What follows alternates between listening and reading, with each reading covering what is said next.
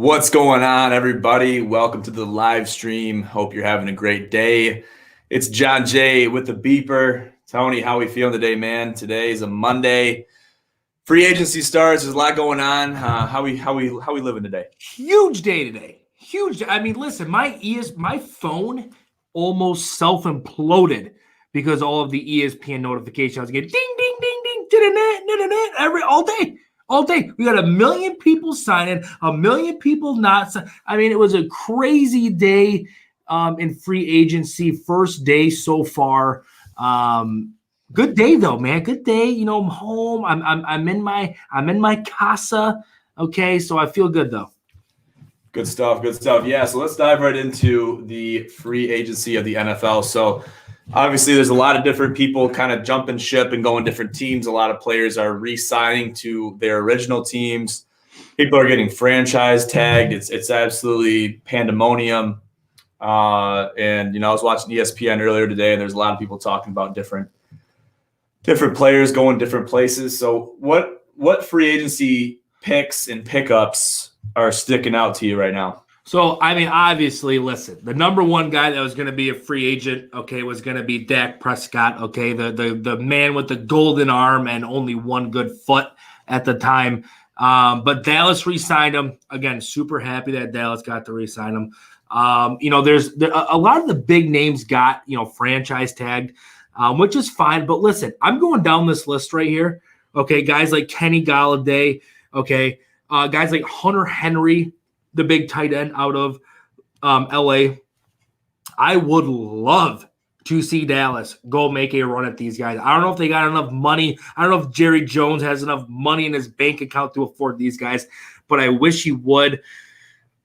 Obviously, the team that's made the biggest splash so far, I mean, it's hard not to say that it's, you know, it is New England. Okay, New England's adding all these different pieces. Nelson Aguilar just signed. The kid from, I can always never remember his name. The kid from the 49ers just signed. And everyone's saying, oh, Bill Belichick, the mastermind. That's what they're saying, okay, which that's fine. But it's that the Patriots season is literally going to come down to Cam Newton, okay? It's literally going to come down to Cam Newton and what he can do. But guys like John Johnson signing with the Browns, okay, playing with Cleveland's clown. Okay, a lot of good. I mean, there's still a lot of people on here. Like I'm going down the list really quick. Melvin Ingram, the D-Ed, he's not signed yet. Alejandro Villanueva, the big offensive tackle for the Steelers. Oh, we lost Tony. We lost him. We'll see if we can get him back. I'll just talk about while he's gone. I'll talk about a couple of the free agents that kind of stick out to me. Ndamukong Suh and Antonio Brown of the Tampa Bay Buccaneers. Really kind of surprised that they're not signed. I know the salary caps seem to be kind of an issue over there in Tampa Bay with Brady signing another contract into 2022 or even 2024. I think he signed a 4-year contract moving on with the Tampa Bay Bucs. So there's so much money in the salary cap that's able to be, you know, out there for everybody. People like T.Y. Hilton's also unsigned. Lots of names on here are unsigned players. So the Patriots have got, you know, a lot of pickups, and I'm really impressed with how they picked some of these players up kind of out of nowhere. It's been impressive. But, you know, every team has a salary cap. So you got to consider, you know, who are your big players? Who are your players that are demanding more money? Are they worth keeping on the roster, or are we going to settle for maybe a player that could, you know, give us a similar caliber of play, but also not kill our salary cap? So those are things that have to be noted when considering all these things and all these different factors. And I'm sure there's a budgeter that works for every team that kind of, you know, deals with that. So, oh, he's back. There he is. Glad you can make it. I mean, what's going on? Listen, I'm telling you what. It's big tech. Listen, it's Dan Dakich.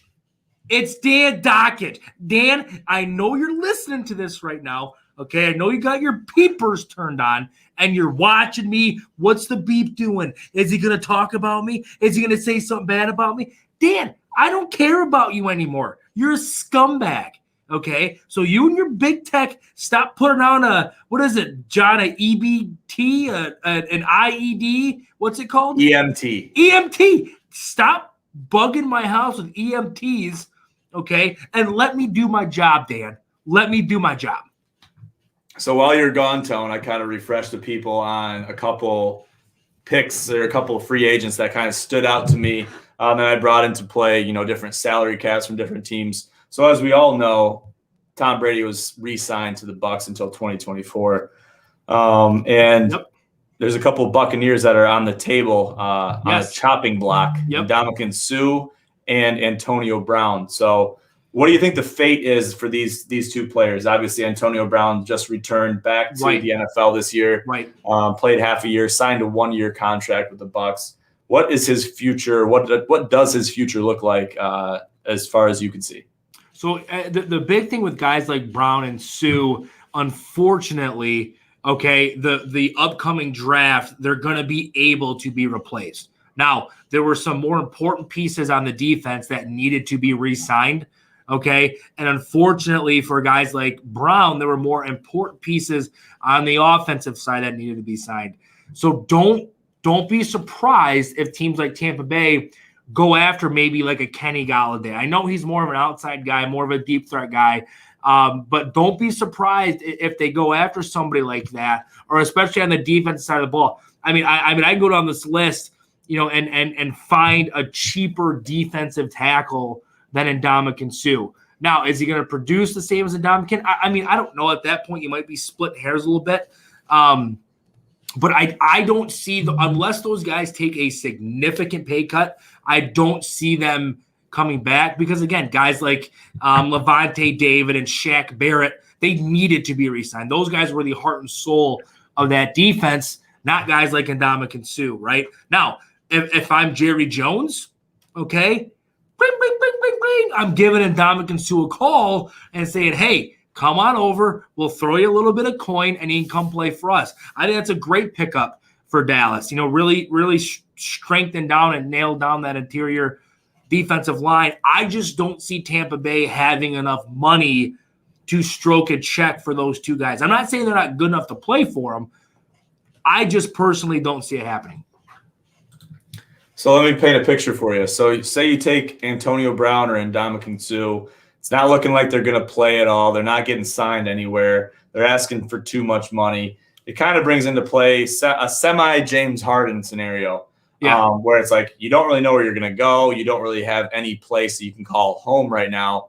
Is that worth – I mean, I guess it kind of depends on the player, but is it worth – because both these players, they're asking a pretty penny to be, I'm sure paid to be playing football, right? I'm sure they are. Yeah, so say they're not getting any deals. Do you think if you are Ndamukong Suh or Antonio Brown, knowing your worth, knowing you've been paid, crazy contracts in the past, are you willing to take a pay cut just to land somewhere, or are you staying resilient in your own ways? Well, here's the thing, and this is where I think these players, these NFL guys, kind of get caught between a rock and a hard place, because deep down, deep in their heart of hearts, I mean, they're competitors, right? They want to win. They want to win football games. They want to compete for championships. They want to win Super Bowls. That's why you play as a kid when you're 5 years old, right? But another part of them, then there's the business side of things, where if you're like Ndamukong Suh, who's getting up there in age, maybe this is one of his last contracts. If you're Antonio Brown, who's had a ton of off the field issues, maybe this is one of your last contracts. So do you sacrifice maybe winning now and signing one of your last big contracts? Or do you say, you know what, I'd rather win, take a little bit less coin in my pocket. I've already made my money. Right? I've already made my money. I want to take a little bit less now and compete for a championship. I think that's the dilemma between these guys. If I'm them, now it's easy for me to say this sitting here in my 1,000 square foot house in Flushing, Michigan. It's easy for me to say I'd go for the championships, not the money at this point. But I mean, they've got to protect their wallet. They got to protect themselves. So don't be surprised if those two specifically, because they're known as guys that hunt big contracts, hold back a little bit and see if someone's going to give them a big contract. Yeah, I agree with that. I feel like they gotta hold out for a little bit, and see what they can get. But I feel like it gets to a certain point where it's like if I want to keep playing football, you talk about Ndamukong Suh, his years are probably numbered in the NFL anyways. Getting up there in age, I feel like you got to take something at that point. Put a time limit on it. Maybe put some feelers out for different teams that have salary caps where they're not really close to hitting them. And try to get something at least similar to the previous contract that you were signed to. But I feel like if you got to take a pay cut, you're still getting paid millions upon millions of dollars to play the sport you love. So, well, and then I mean, another big guy that's out there that's was on the Super Bowl winning Tampa Bay Buccaneers is Leonard Fournette. He still saw him down there. Yeah, he still isn't signed, and that's a guy who late in the playoffs they really could lean on and go to. Now, do I think a guy like Leonard re-signs with Tampa Bay? I do. I just think Tampa Bay had to see how much money they had to shell out for Gronkowski, for Brady, for Barrett, for guys like that. And now they can look at a guy like Leonard Fournette and say, okay, we can get you a 2-year, $13 million deal, 3-year, $19 million. Like what, at that point, now you can evaluate that position. But a lot of people are saying, well, why isn't Leonard Fournette signed? Why is Antonio Brown? There's bigger pieces to that offense than Antonio Brown. You got to call that what it is. And there's bigger pieces than Leonard Fournette. Now, do I think they still want him? Absolutely. But I just think there's bigger priorities. Yeah, I agree. So let's talk about Jameis Winston. So yes. He was obviously the backup to Drew Brees. Yep. You think that the Saints come out within the next few days and re-sign him since Drew Brees is now retired, or do you think that he goes elsewhere? So here's I guess kind of now listen, I may or may not have a little inside information out with the Saints. I'm not going to give away my source. I'm not going to give away, my people. Okay. What I think is going to happen, now this is not coming from my source. This is just me, giving my opinion.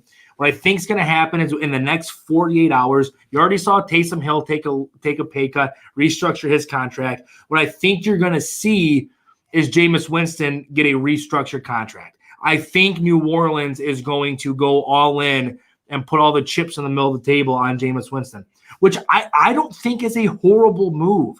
Did he have interception problems? Yes. He threw more interceptions than a quarterback should ever throw in a single year. But who is the best quarterback to learn from to not do that? Is Drew Brees. He is the best guy to learn from to not do that because he threw the lowest amount of interceptions, I think, over the last 4 years. So that's the right guy to learn from. So he took his year. He'd learned from him. He learned, again, is it enough to maybe change bad habits? I don't know. But I think if you're the Saints, you sign him to kind of a back-heavy 2-year, 3-year deal with a team option after the second, and you just see what happens. Now, do I still think you draft the kid if somebody falls in your lap? Yeah, absolutely. I mean, you still got to develop the future. But I do think that Jameis gets a contract here in the next few days. Another name that comes to mind that pops out at me is Jadeveon Clowney out of South Carolina. Yes, playing for the Titans, unsigned. I mean, that's got to be a dynamite pickup if you're looking for an edge. If you're looking for a defensive end. I mean that people should be flocking to Jadeveon, just trying to throw him all kinds of money. Well, here's any type of salary cap. I mean, you got to throw money at this guy. Here's the problem, though, and again, this goes back to the Ndamukong Suh argument. Is Ndamukong Suh is a guy to hunt a contract, and the reason why Jadeveon Clowney didn't re-sign with, or didn't re-sign with Seattle is because he was asking for way too much money. So he might be another guy that's just asking for way too much money, for the edge rushing market right now. But again, I think if I'm a GM, I'm at least calling Jadeveon Clowney's agent, right? I'm at least giving him a call and saying, hey, this is what we can offer him. What does he think? Where's his head at? And just see what they say. I mean, what's the worst going to tell you is no. You know what I mean? I mean, the worst they're going to tell you is no. Really quick, I just got an update on my phone. Jets and former Titans wide receiver Corey Davis. I mean, listen, I'm basically Adam Schefter. at this point. I'm getting updates left and right. I got inside sources trickled around the entire league. Jets and Corey Davis just got a deal, 3-year, $37.5 million. Corey Davis obviously was one of the big offensive weapons for Tennessee last year and for Ryan Tannehill. What it looks like to me is Saleh, what's his name? Robert Saleh, the new coach out there in Jets land. What it looks like he's doing is trying to get as many offensive pieces as possible, draft Trevor Lawrence, and really start to build that team. So the Jets just signed Corey Davis. I love this signing. Corey Davis is a hell of a receiver. He's a Western Michigan guy. He's a Midwest guy. Okay, he's a Midwest guy. I think it's a good pickup for the Jets if they get their quarterback and a few pieces around them. Who knows? The Jets all of a sudden, may win more than 2 games this year. So, good pickup for the Jets so far. Yeah, I mean the Jets need everything they can get as far as putting wins in their win column and limiting the losses, just because they have every opportunity in the world going forward now to kind of turn the tide around and make something of themselves going forward. Because that's why they do the draft the way they do, right? They see how teams do, they see how they perform. Obviously, that win late in the season kind of screwed the pooch on them as far as getting Trevor Lawrence. But listen, it is what it is, and I think they'll still have a lot of chances to get some good picks. So let's see what happens this year. I'm going to say this, and this is the last thing I'm going to say about free agency until we kind of see, where everyone else starts to land. Jerry Jones. Okay, this is for you. This is out to all the people in Jerry's world. Okay, I've got the hat on. Okay, I've got the 10-gallon bucket on top of my head. Please sign Hunter Henry. Please, I am begging you, sign Hunter Henry. The kid's going to be the next best tight end in the league. He's still young. He's only 20. I think he's 25, maybe 26. Please sign Hunter Henry.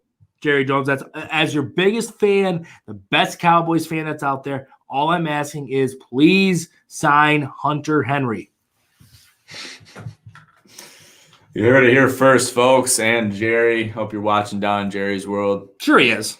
I'm sure he is. What else would he be doing right now? Exactly.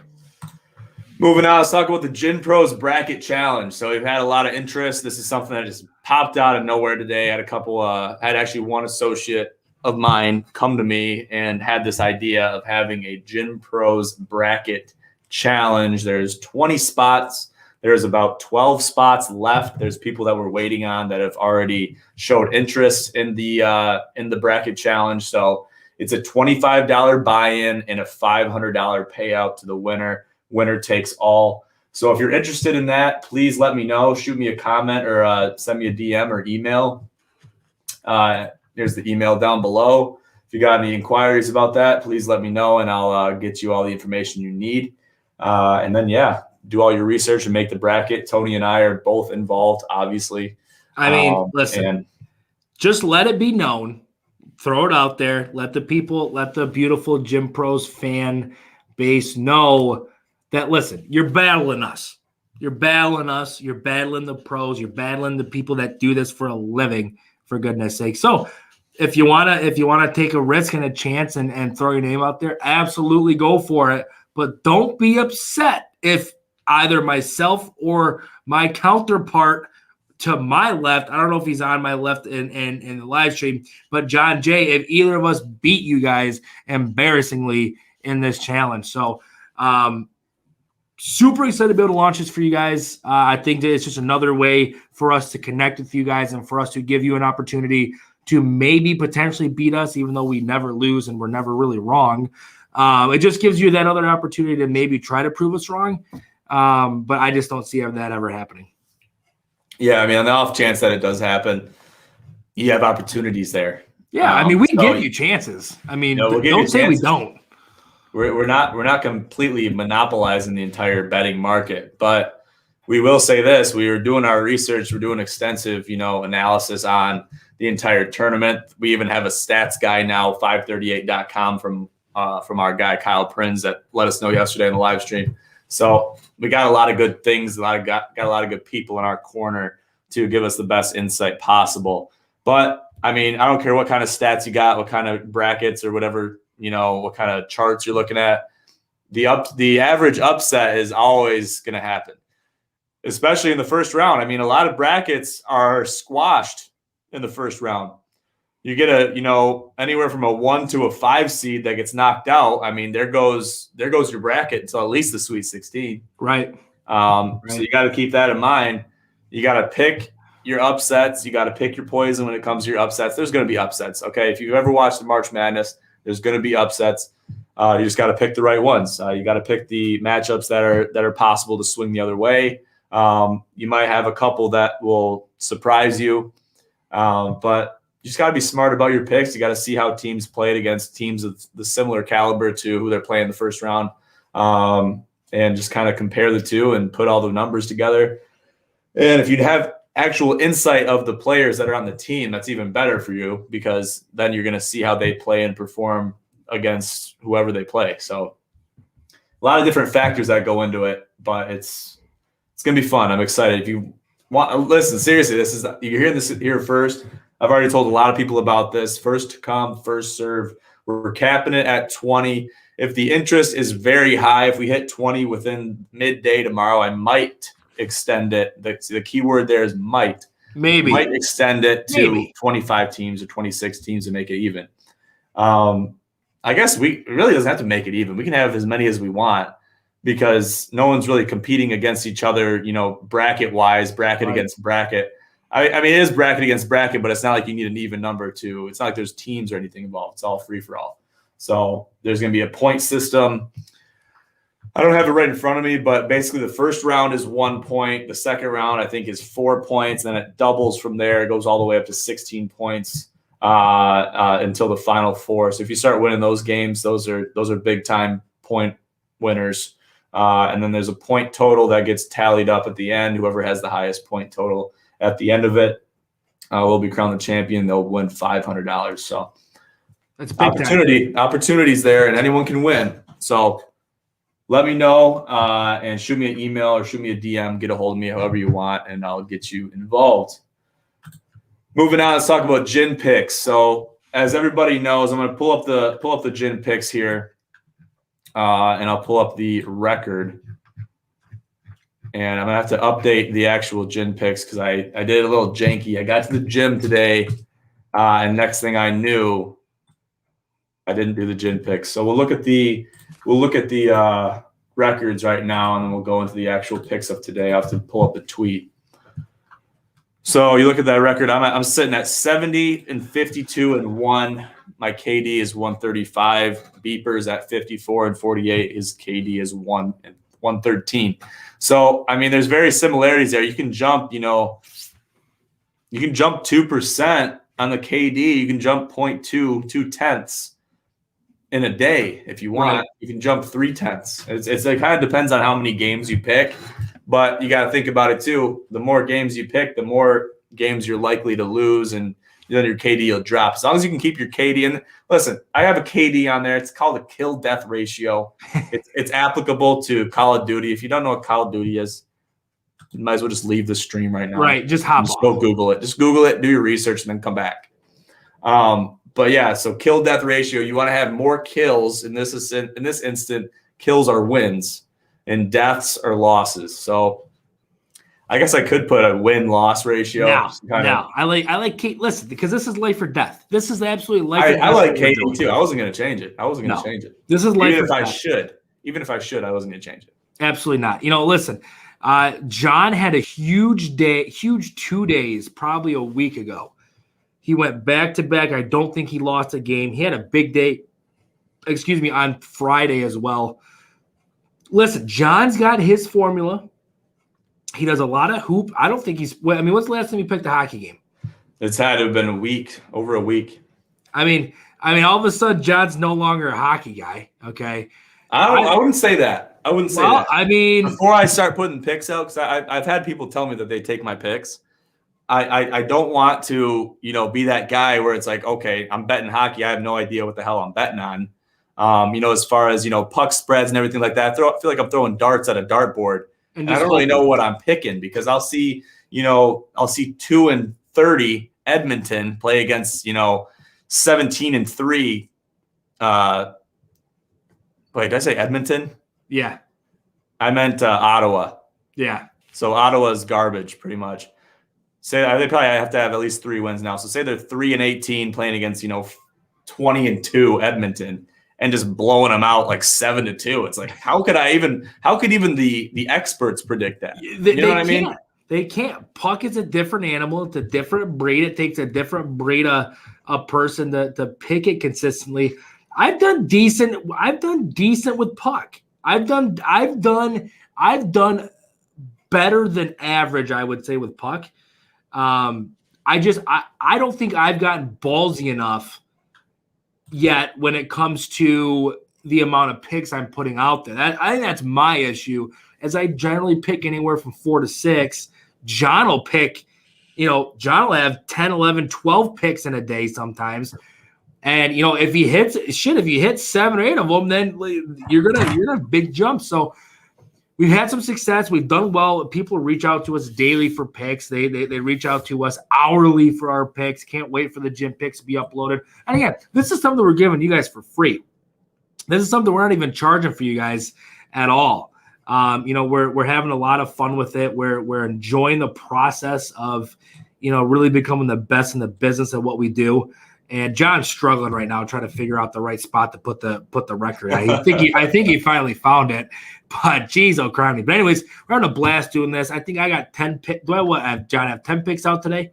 I believe so. I'll have to check the tweet. Let me check the tweet real quick. I got 10 picks out today. Let me go back to the 2 view, and then we'll let me get that figured out. But yeah, in the meantime, that's my strategy. Go ahead, filibuster. I'll filibuster. Listen, I should be in Congress. Okay, I should be in Congress really quick. So I went really heavy today. John went a little bit later today. There's no college basketball really. There's a few NBA games that he liked. We actually have most of the same NBA picks tonight.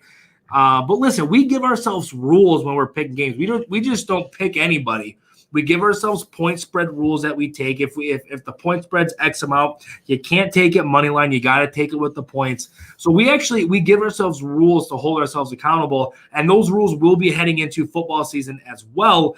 So it's going to be exciting. But listen, in a few weeks now, baseball is going to be ramping up. So there's going to be even more to pick from. So super excited, guys, for the picks and the future of the Gym Picks. This is kind of one of the foundational pieces that Gym Pros has. So we're really excited to bring this out to you guys. And hopefully I have a big day today. Hopefully I don't lose a game. I go 10-0, and next thing you know, I'm right back in the driver's seat. Of leading the KD spread. So we'll see what happens today, guys. Though, but everyone who's reached out for us for picks, we appreciate the support. Again, we don't charge a nickel for any of these. You can have them. You can do what you want with them. If you lose, don't come crying to us. We didn't charge you a nickel for it. But thank you guys so much for the support so far. Well said. Well said. So I got it pulled up now. We'll take a look at it quickly. So listen, I've been betting NBA almost religiously. I think I almost have every game picked tonight. So I really like New Orleans. I rode them really hard. San Antonio's got Detroit tonight. That should be a win. The spread was a surprisingly -2.5 for San Antonio, but I figured I'd be safe and play a money line just in case Detroit keeps it close. They've had the opportunity and they have seized the opportunity to have some big wins this year. They beat Golden State. They beat Los Angeles, the Lakers. So they beat a lot of big teams. So I want to kind of tread lightly with that. I almost thought that was a trap game a little bit. I almost didn't even pick that game, but I threw caution to the wind with that one. I love Phoenix. Phoenix has been playing great. Lakers have Golden State tonight. That's going to obviously be a big rivalry game. It's the California matchup. The 2 out of the 3 teams will be matching up tonight. I guess you couldn't have a 3-teamer game. You might have a little bit of interest there. But yeah, then the Washington Wizards have the Bucks. The Bucks are -8.5. I think the Bucks are still suffering for a couple injuries. So they have Giannis, they have some other players, but I like Washington, how they've been playing this year, and I think having them +8.5, I think they'll at least cover. I hope that if they do lose, they'll lose by like 5 or 6 points. But I've been feeling really good about NBA. Another team I've been riding pretty hard is the Miami Heat. For obvious reasons, I followed them pretty close in the bubble, and I like their play style, I like their tenacity, their team chemistry is unmatched. So they have the potential to win a lot of games, and I have a good inkling that they're going to go pretty far this year too. So, look, listen, everybody. Let me get this pulled up over here. I mean, look, I'm pretty much just a computer wizard at this point. So the games that I took today, so I took a lot of the same NBA games, okay, but the big ones that I took that are a little bit different today, okay. I took right now, so I took Pittsburgh over. Did I take Pittsburgh plus $1.50? Yeah. Okay, so they're up 2-1 right now in the second. I took Washington money line. I believe I took them money line. They're beating Buffalo right now 3-0. So I'm cashing out there. I also took San Jose. Did I take? No, I didn't take San Jose. Where are the rest of the games tonight? Jeez, oh crime! What are we doing here? Where are the rest of the games for today? Wizards are losing by 14 right now. Oh, are they really? Yeah.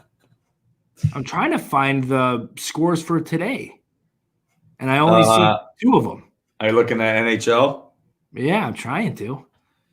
Jeez, oh criminy. There's a bunch of scores up here. Okay, so here's what Flyers are up 2-0. So I took Washington money line. They're winning right now. They're covering. I took Philly. I took them. I think I took them money line. They're winning right now. I took the Panthers money line. They're tied right now, halfway through the second. Edmonton and Calgary. I believe I took Calgary plus $1.50 in that game.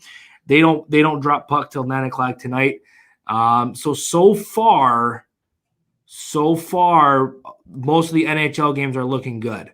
There was a pick that really surprised me that you put out there. You took San Jose plus $1.50 against Vegas. Yes, that could be a big scoring game. That could be an 8-3 game. That could. And here's the crazy thing, though. It could be 8-3 either way. San Jose can score the puck a lot. What I should have probably done is taken the over in that game, because I think I think the over was 6. I think both teams combined for more than that.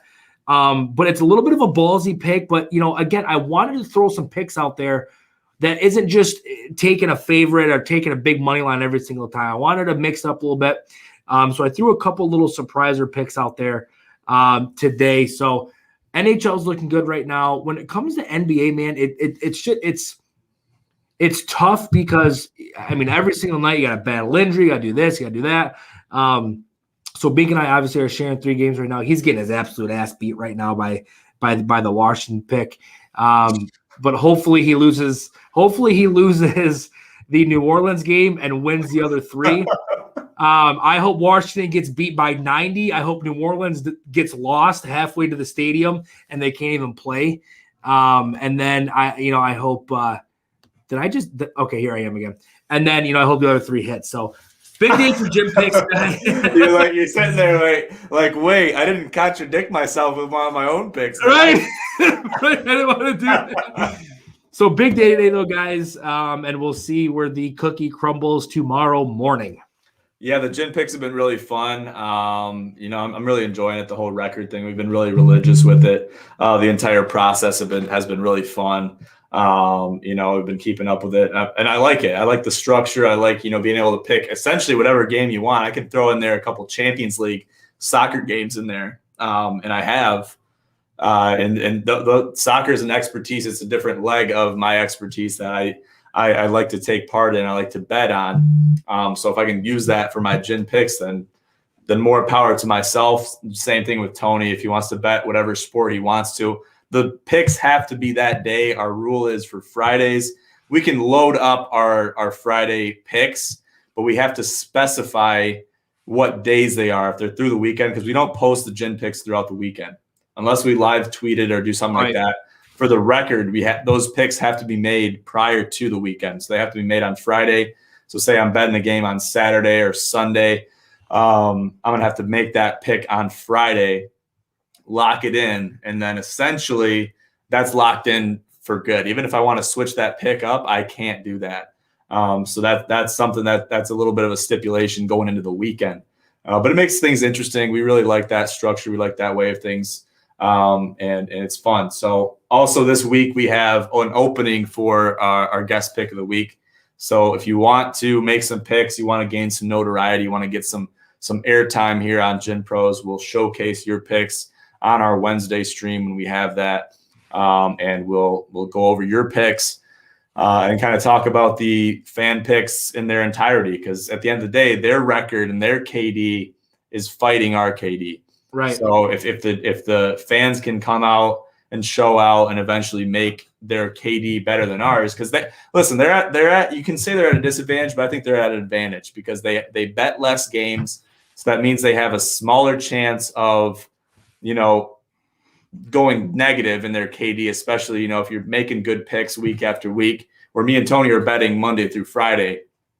So any picks that we have, they can help our KD, but we've already succumbed to a lot of losses, which makes it harder to further increase our KD into the ones and even into the twos. Right. So you guys are at an advantage. If you have any interest in that, send me an email, send me a message, DM, whatever you got to do. Let me know, and then we'll get you involved. Absolutely. Good stuff. Tony, you got anything left for the people before we sign off today? Listen, everyone who tuned in right now, everyone who's tuning in later, thank you guys so much. Please hit the share button. Get this to as many people as possible. Always moderations for cowards. Bet with Gin. Thank you guys. Gin and Tonic for me will be released tomorrow. Have a great rest of your night, guys.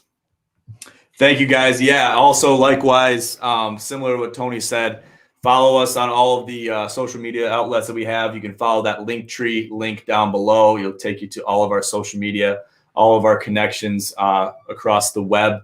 So figure it out and get on there so you're updated on everything that we put out there.